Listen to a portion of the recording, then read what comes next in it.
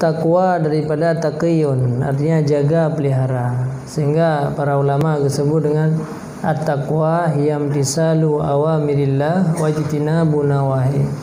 Jadi yang namanya takwanya lebih umum aja, yaitu sesuatu yang berbuat kebaikan atau dengan taat dan menjauhkan diri daripada maksiat. Jadi takwanya benar dua unsur aja. Jadi lihat taat kemudian jaga roh daripada maksiat. Hana kira takwa taat terlebih dahulu. Taat terlebih ibadat. Taat adi patuh, taat adi patuh artinya perdagan pu yang diperintahkan oleh Allah, perdagan imtisalu awamir.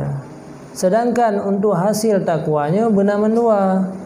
Jadi naurun cukup lagi ibadah, mia sembayangnya antara dua ke jamaah nak tapi ada kedua bagi dia kopi habis urung kunti. Nya hana kira takwa ya.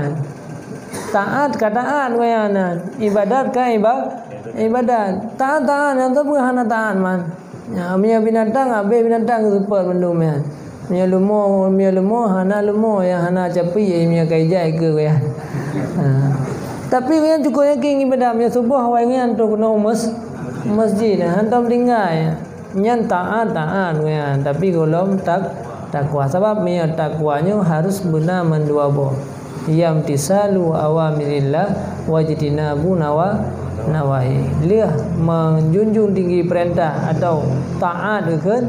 Ya, taat yaitu lawan jih yaitu maksiat. Jadi beliah taat alian baru di samping ibadah yang dilakukan juga menghindari diri daripada maksiat. Kira-kira lagi yang perbedaan.